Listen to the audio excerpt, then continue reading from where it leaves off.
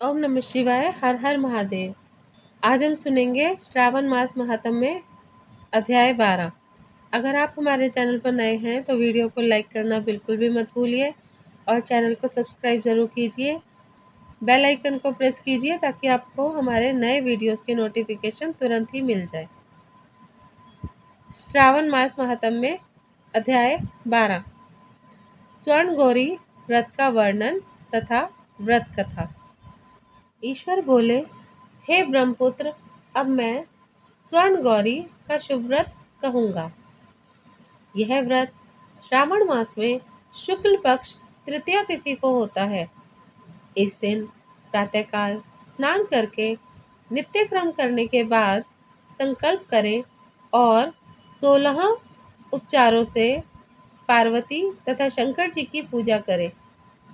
इसके बाद भगवान शिव से प्रार्थना करें, हे देव देव आइए, हे जगतपते, मैं आपसे प्रार्थना करता हूँ, हे सूरसतम, मेरे द्वारा की गई पूजा को आप स्वीकार करें।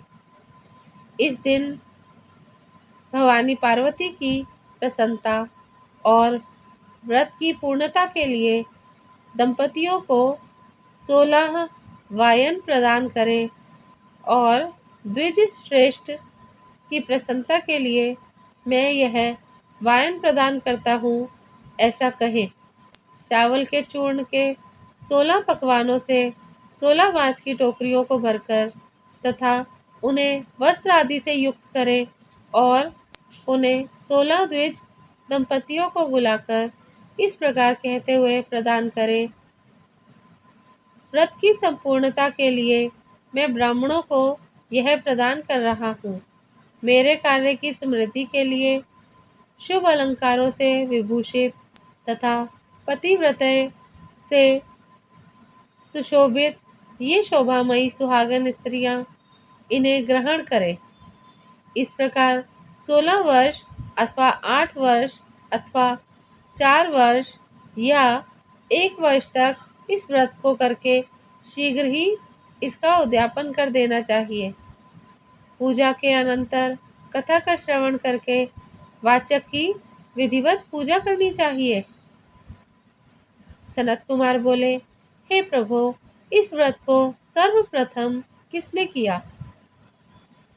इसका महात्म्य कैसा है और इसका उद्यापन किस प्रकार करना चाहिए, वह सब आप मुझे बताएं। ईश्वर बोले, हे महाभाग, आपने उत्तम बात पूछी है। अब मैं आपके समक्ष मनुष्यों की सभी संपदाएं प्रदान करने वाले स्वर्ण गौरी नामक व्रत का वर्णन करता हूँ। पूर्व काल में सरस्वती नदी के तट पर सुविला नामक विशालपुरी थी। उस नगरी में कुबेर के समान चंद्रप्रभ नामक एक राजा था। उस राजा की रूप लावण्य से संपन्न, सौंदर्य तथा मंद मुस्कान से युक्त और कमल के समान नेत्रों वाली महादेवी और विशाला नामक 2 भार्याएं थीं। उन दोनों में ज्येष्ठ महादेवी नामक भार्या राजा को अधिक प्रिय थी। आखेट करने में आसक्त मन वाले वे राजा किसी समय वन में गए और सिंहों, शार्दूलों, सूकरों, वन्य भैंसों तथा हाथियों को मारकर प्यास से आकुल होकर उस घोर वन में इधर उधर भ्रमण करते रहे। राजा ने उस वन में चकवा चकवी तथा बतखों से युक्त, भ्रमरों तथा पिंकों से समन्वित और विकसित मल्लिका, चमेली, कुमुद तथा कमल से सुशोभित अप्सराओं का एक सुंदर सरोवर देखा। उस सरोवर के तट पर आकर उसका जल पीकर राजा ने भक्तिपूर्वक गौरी का पूजन करती हुई अप्सराओं को देखा। तब कमल के समान नेत्रों वाले राजा ने उनसे पूछा, आप लोग यह क्या कर रही हैं? इस पर उन सबने कहा, हम लोग स्वर्ण गौरी नामक उत्तम व्रत कर रही हैं। यह व्रत मनुष्यों को सभी संपदाएं प्रदान करने वाला है। हे नृप श्रेष्ठ, आप भी इस व्रत को कीजिए। राजा बोले, इसका विधान कैसा है और इसका फल क्या है? मुझे यह सब विस्तार से बताएं। तब वे सारी स्त्रियां बताने लगी, हे राजन, यह स्वर्ण गौरी नामक व्रत श्रावण मास की शुक्ल पक्ष की तृतीया तिथि को किया जाता है। इस व्रत में भक्ति पूर्वक अत्यंत प्रसन्नता के साथ पार्वती तथा शिव की पूजा करनी चाहिए। पुरुष को 16 तारों वाला एक डोरा दाहिने हाथ में बांधना चाहिए। स्त्रियों के लिए बाएं हाथ में या गले में इस डोरे को बांधना चाहिए। यह सब सुनने के पश्चात संयत चित्त वाले राजा ने भी उस व्रत को संपन्न करके 16 धागों से युक्त डोरे को अपने दाहिने हाथ में बांध लिया। उन्होंने कहा, हे देव देवऋषि, मैं इस डोरे को बांधता हूँ। आप मेरे ऊपर प्रसन्न हो और मेरा कल्याण करें। इस प्रकार देवी का व्रत करके वे अपने घर आ गए। राजा के हाथ में डोरा देखकर ज्येष्ठ रानी महादेवी ने पूछा और सारी बात सुनकर वह राजा के ऊपर अत्यंत कुपित हो उठी।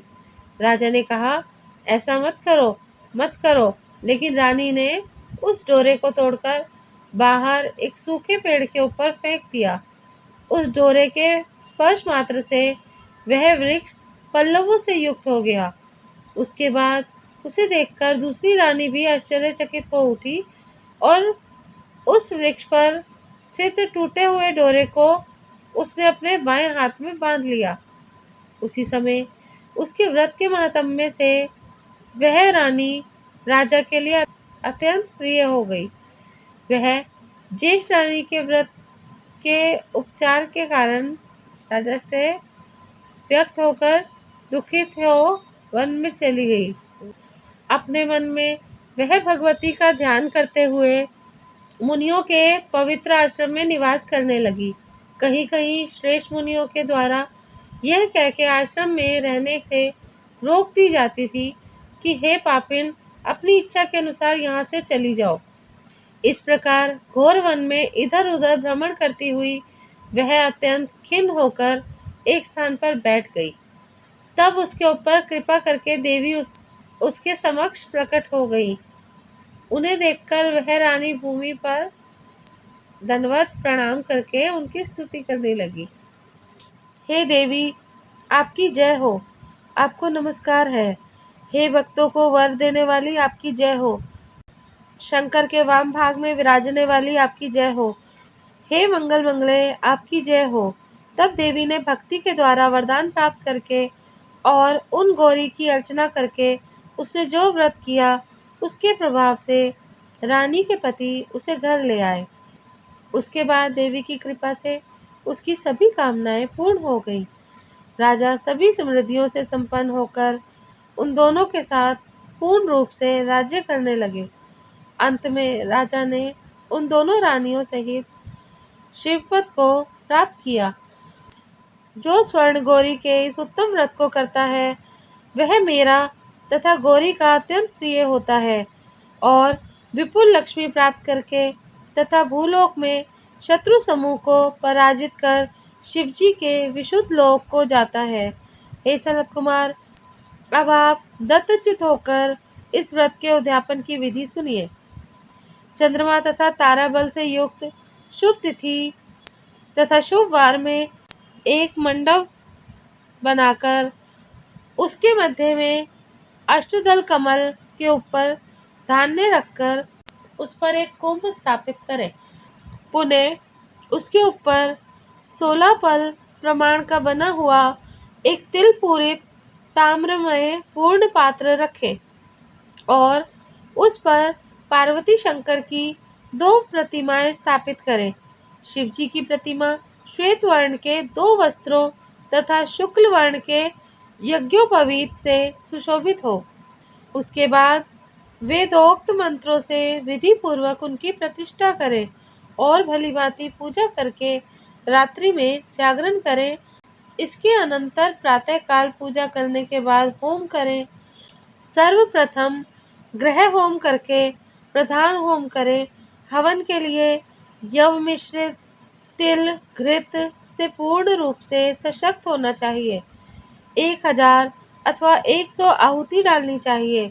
उसके बाद वस्त्र, अलंकार तथा गौ के द्वारा आचार्य की पूजा करनी चाहिए और वायन प्रदान करना चाहिए।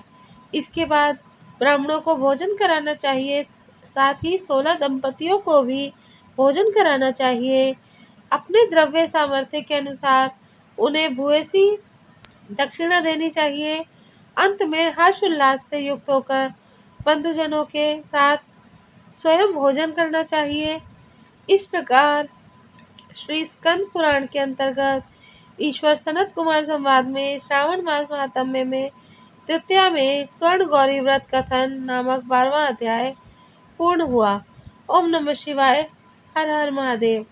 अगर आप हमारे चैनल पर नए हैं तो वीडियो को लाइक कीजिए, चैनल को सब्सक्राइब कीजिए, बेल आइकन को प्रेस कीजिए ताकि आपको हमारे नए वीडियोस के नोटिफिकेशन तुरंत ही मिल जाए।